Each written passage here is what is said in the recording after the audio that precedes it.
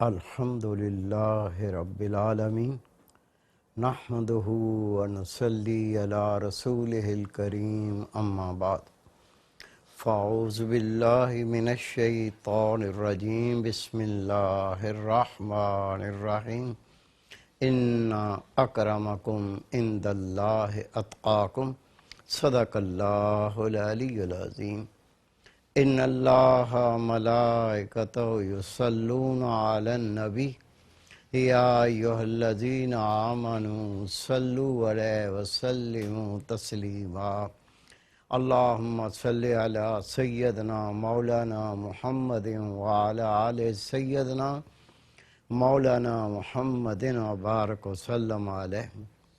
میرے عزیز دوستو، واجہ احترام بزرگو، انتہائی پیارے بیٹو، میری پیاری ماں، بہنوں، بیٹیوں، عاجز ناچیز پر تقصیر گناہ گار بندے نے آپ کے سامنے اللہ تعالیٰ کے پاک کلام میں سے ایک آیہ کریمہ پڑھنے کا شرف حاصل کیا۔ رب العزت سے دعا ہے وہ پاک ذات عاجز کو صحیح مفہوم بیان کرنے کی، آپ سب کو سننے کی، ہم سب کو اس پر عمل کرنے کی توفیق عطا فرمائے۔ اللہ تعالیٰ نے اپنے پاک کلام میں ارشاد فرمایا، ان اکرمکم عند اللہ اتقاکم، بے شک اللہ کے ہاں وہ اکرام والا ہے، وہ قابل تعظیم و توقیر ہے جو اللہ تعالیٰ سے ڈرنے والا ہے، جس کے دل میں اللہ کا خوف ہے، جو اللہ سے ڈرتا، اللہ کے ہاں وہ صاحب عزت اور صاحب اکرام ہے۔ میرے پیارے بھائی، میرے بیٹے، یہ ضروری نہیں ہے ہر نماز پڑھنے والا اللہ کا خوف رکھتا ہو، اللہ سے ڈر رکھتا ہو، لیکن ہاں جو اللہ سے ڈرتا ہے وہ نماز کی پابندی کرتا ہے۔ یہ ضروری نہیں ہے جو روزے رکھتا ہے وہ اللہ سے ڈرنے والا ہے، لیکن جو اللہ تعالیٰ سے ڈرتا ہے وہ اللہ کے اس فرض کو روزے رکھ کے نبھاتا ہے۔ اسی طرح سے ضروری نہیں ہے کوئی حاجی صاحب ہے بار بار حج کرتا ہے وہ اللہ سے ڈرنے والا بھی ہے، لیکن جو اللہ سے ڈرنے والا ہے جب اس پر حج فرض ہو جاتا ہے تو ادائیگی میں سستی نہیں کرتا، وہ حج ادا کرتا ہے۔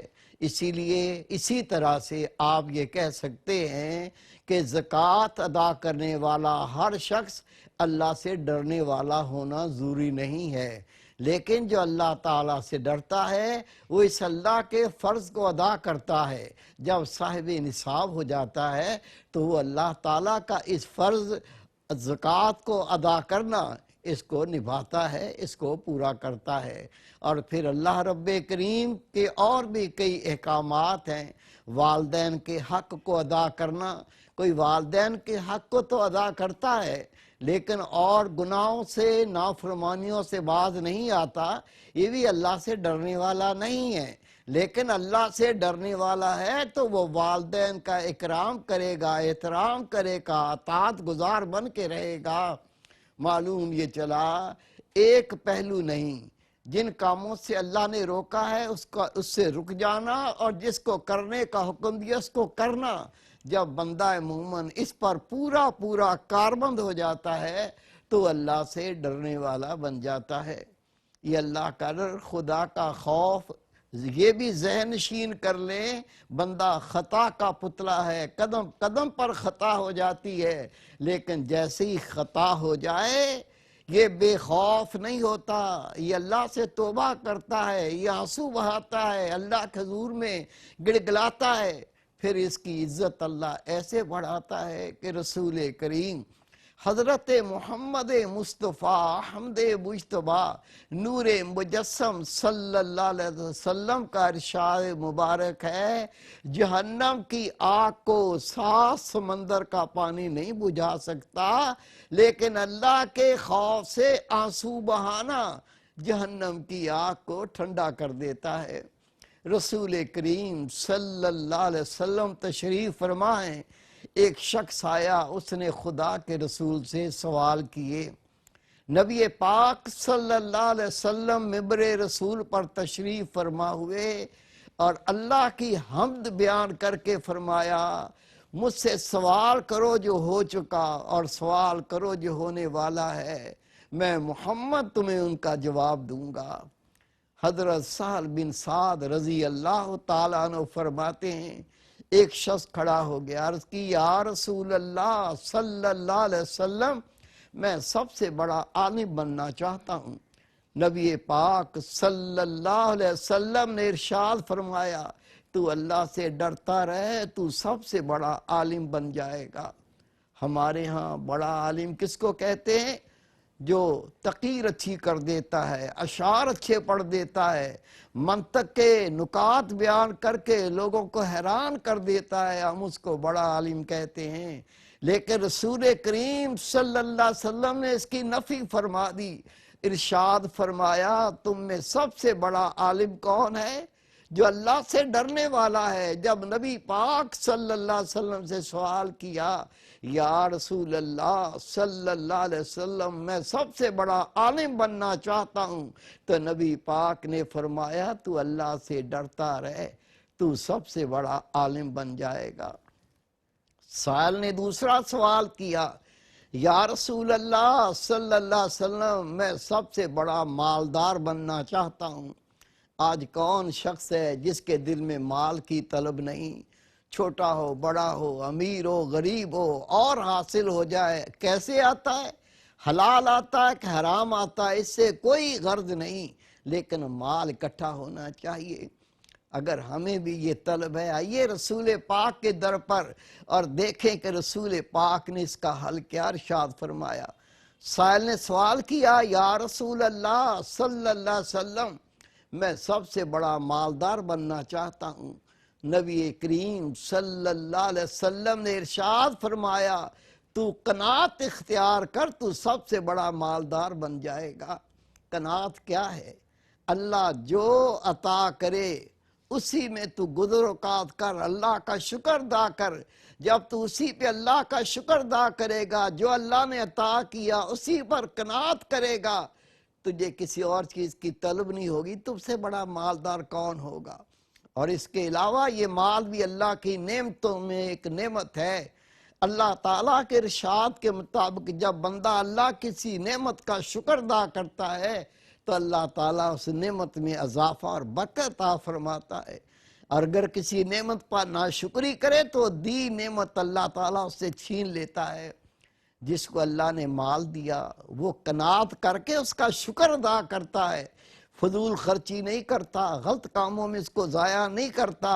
جب وہ اس اللہ کی نعمت کی قدر کرتا ہے، اس کا شکر ادا کرتا ہے، اللہ اس کے مال میں برکت عطا فرماتا ہے۔ جب اللہ برکت عطا فرما دیتا ہے تو وہ بندہ پھر مالدار بن جاتا ہے۔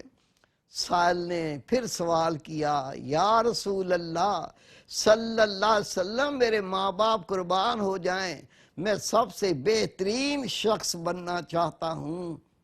میرے بھائی میرے بیٹے، یہ چاہت بھی بہت لوگوں میں ہوتی ہے، ہر کوئی میری تعریف کرے، ہر کوئی مجھے اچھا کہے، ہر کوئی میرا بھلا سمجھتا ہو، مجھے بھلائی والا سمجھتا ہو۔ جب رسول کریم صلی اللہ علیہ وسلم سے پوچھا گیا یا رسول اللہ صلی اللہ علیہ وسلم میں سب سے بہتر شخص بننا چاہتا ہوں، نبی پاک صلی اللہ علیہ وسلم نے فرمایا تم میں سب سے بہتر وہ ہے جس سے دوسروں کو نفع پہنچے۔ تو لوگوں کو نفع پہنچانے لگ جا تو سب سے بہتر بن جائے گا۔ ہم یہ تو چاہتے ہیں کہ جب میں کسی کو کوئی بات کہوں وہ میری بات کو مانے، ہر کوئی میرے فائدے کی سوچے، لیکن ہماری ذات سے کسی کو نفع پہنچے اس کے بارے میں کبھی نہیں سوچا۔ لیکن جب رسول کریم صلی اللہ علیہ وسلم سے پوچھا گیا کہ یا رسول اللہ میں سب سے بہتر شخص بننا چاہتا ہوں، تو نبی کریم صلی اللہ علیہ وسلم نے فرمایا تم میں سب سے بہتر وہ ہے جس سے دوسرے کو نفع پہنچے، تو دوسروں کو نفع پہنچانے والا بن جا تو سب سے بہتر شخص ہو جائے گا۔ نبی کریم حضرت محمد مصطفیٰ صلی اللہ علیہ وسلم منبر پر تشریف فرما ہیں۔